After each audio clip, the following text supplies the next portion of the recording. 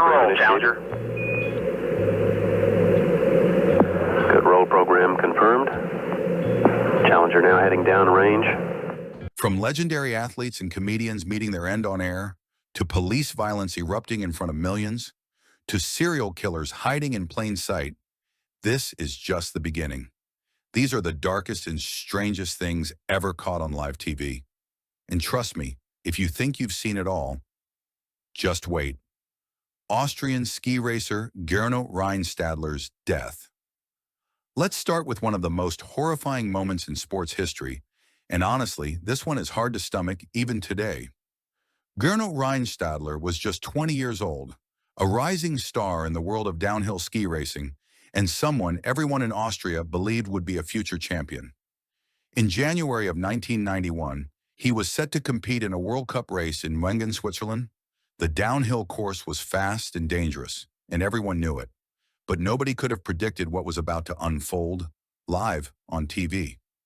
As Rheinstadler raced toward the finish, something went terribly wrong. He lost control at extremely high speed just before the last section and crashed headlong into the safety netting designed to stop skiers from going off course. The impact was so violent that his ski punched through the net, and the rest of his body was essentially pulled apart by the momentum. It was a scene so brutal that people who saw it live say they can never unsee it. Even the TV stations were hesitant to show replays in full, but the shock and horror were visible from the live footage. He was rushed to the hospital and underwent emergency surgery, but it was no use. Gernot died that same night.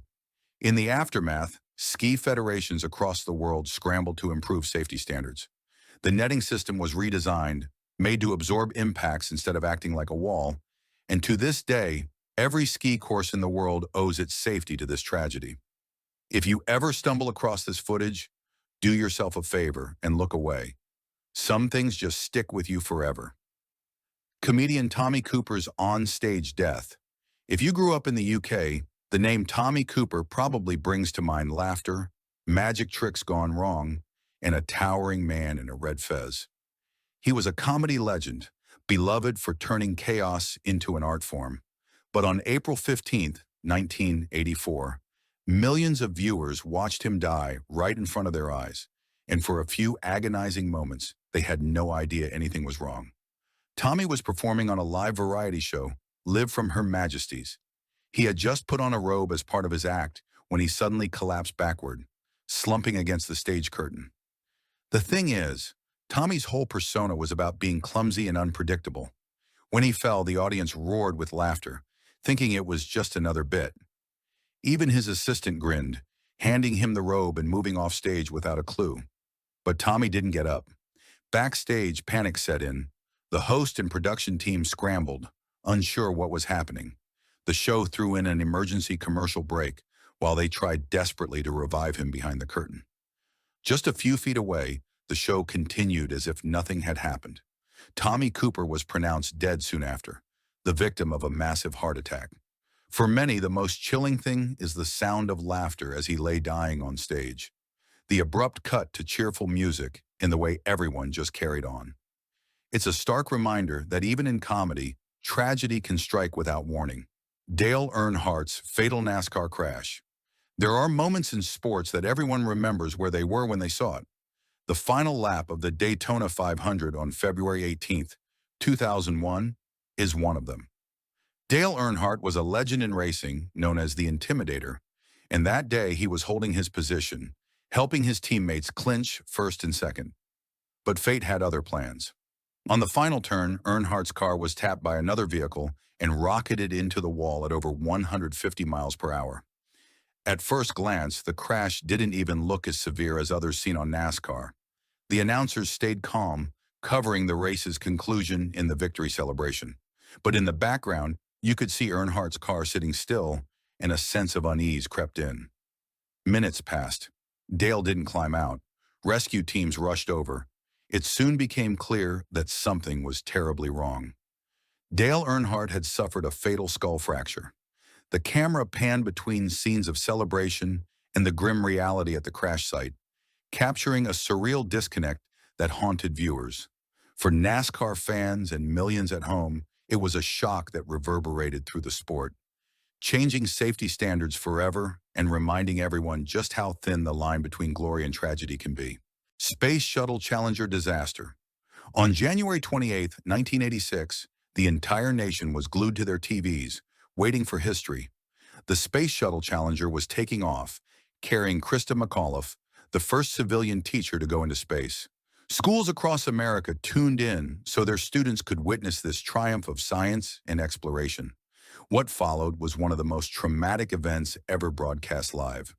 Everything seemed normal at first. The shuttle lifted off to cheers and applause. But just 73 seconds into the flight, Challenger erupted into a fireball, breaking apart in midair. The trail of smoke against the blue sky is an image that's burned into memory. The stunned silence from the crowd, the confusion from news anchors, and the slow realization that all 7 astronauts had been killed played out in real time. The footage was replayed over and over as the country tried to process what they'd just witnessed. Investigations revealed that a simple O-ring failure in the rocket booster, made brittle by unusually cold weather, had doomed the shuttle. Challenger's tragedy became a national trauma, fundamentally changing the way NASA approached safety and the way the world thought about live broadcasts. For those who watched it unfold, it's a moment they will never forget. Phoenix News helicopter collision. Sometimes tragedy strikes not just on the ground, but in the skies above, and it's all captured as it happens. In 2007, Phoenix, Arizona, was gripped by a dramatic police chase that multiple news stations were covering live from their helicopters. The excitement was palpable as viewers watched from home, seeing every twist and turn of the pursuit in real time. But while the action was unfolding on the ground, something far more dangerous was brewing in the air. 2 news choppers, both trying to get the perfect shot, were flying dangerously close. In a split second, disaster struck. The helicopters collided midair, crashing down into a city park. The broadcast cut out abruptly, leaving viewers confused and anxious. It quickly became apparent that something terrible had happened. The aftermath was shown live, with smoke billowing from the crash site and emergency crews rushing in. 4 people were killed instantly. 2 pilots and 2 photographers, all journalists just doing their jobs. For those in the newsrooms, the realization that they had watched their own colleagues die was devastating.